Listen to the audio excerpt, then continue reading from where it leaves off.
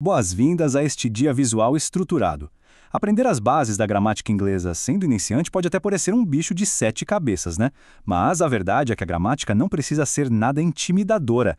Pelo contrário, quando a gente organiza a informação de forma clara e usa analogias do nosso dia a dia, tudo começa a fazer sentido num piscar de olhos. Hoje vamos transformar o que parecem regras super complexas em algo divertido e muito fácil de memorizar. Vamos lá?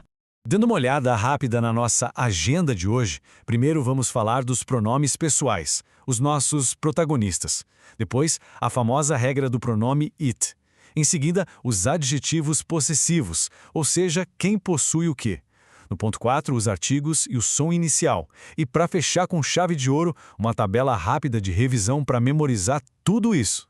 Então, começando com a seção 1, pronomes pessoais, os atores no nosso palco. Usando a nossa analogia do teatro, os pronomes funcionam exatamente como os grandes protagonistas, aqueles que realizam as ações no nosso palco gramatical. Sem eles, a peça simplesmente não acontece. Diferente do português, onde o sujeito pode ficar escondido, sabe, oculto nas entrelinhas, a língua inglesa exige que esses protagonistas estejam sempre visíveis no roteiro.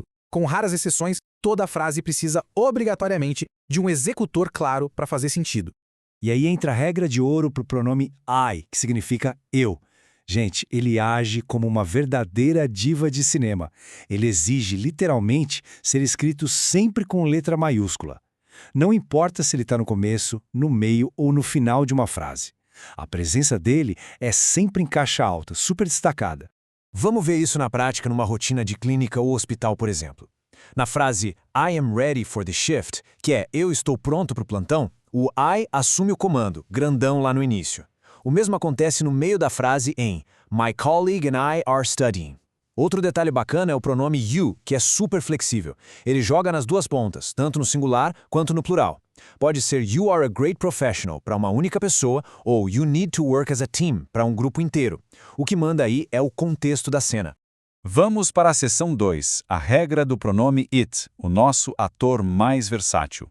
O it é sem dúvida o ator mais versátil do inglês. Ele assume absolutamente todos os papéis não humanos para garantir que o palco nunca fique vazio. E olha, isso ilustra de forma brilhante a maior armadilha para quem está começando. Em português, a gente fala tranquilamente está chovendo, sem ninguém executando a ação. Mas no inglês, de jeito nenhum. O idioma não permite sujeito oculto para o clima ou para ideias abstratas. Como não dá para deixar o palco vazio, o it entra em cena como aquele suporte estrutural essencial. Então, a frase correta passa a ser It is raining. Notem como o it substitui suavemente um objeto físico. Por exemplo, Where is the stethoscope? A resposta, It is on the table. Ele pega o lugar do estetoscópio perfeitamente. Da mesma forma, ele ancora situações que não têm um rosto, tipo It is an emergency. Ele é o verdadeiro coringa da gramática, salvando o dia quando falamos de animais, objetos, lugares e clima. Avançando para a seção 3, adjetivos possessivos, as nossas etiquetas de identificação.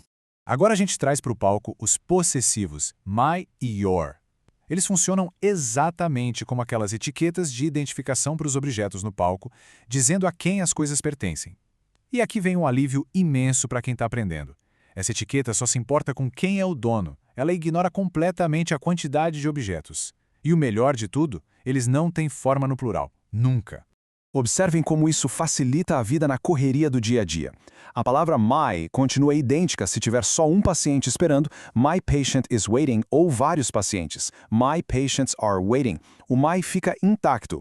O mesmo vale para o your. Em is this your prescription ou put on your gloves, as luvas estão no plural, mas a etiqueta your não muda absolutamente nada. Chegamos à seção 4, artigos e o som inicial. Pensem nisso como as direções de palco do roteiro. Vamos examinar os artigos indefinidos a e n. Eles são tipo a harmonia musical das nossas direções de palco. Ambos significam exatamente a mesma coisa, um ou uma, e são usados antes de coisas no singular. Só que a regra de ouro aqui é 100% auditiva.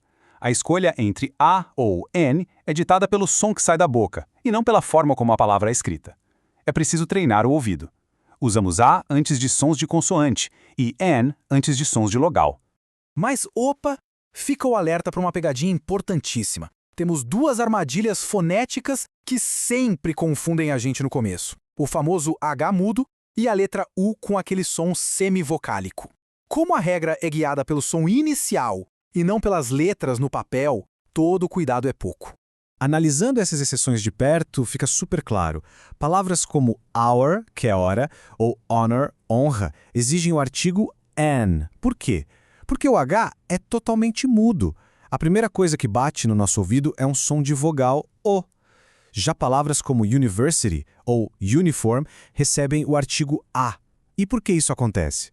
Porque esse U, no inglês, imita um som de Y consonantal, soando tipo university. É fascinante ver que a fonética é quem manda no pedaço, né?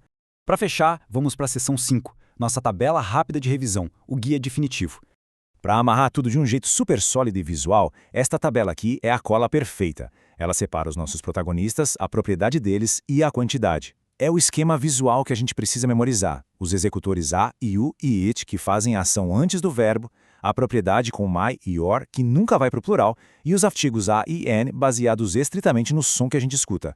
Um panorama rápido, completo e direto ao ponto. Com esses blocos fundamentais memorizados e o nosso palco pronto, o convite que fica é: quais dessas regras a gente vai conseguir identificar nas nossas rotinas diárias? Assistindo uma série ou lendo um texto, tentem observar esses protagonistas em ação constante. Qual vai ser a primeira regra que vai saltar aos olhos na próxima leitura? Fica aí o incentivo para continuarem explorando e dominando esse idioma incrível. Até a próxima!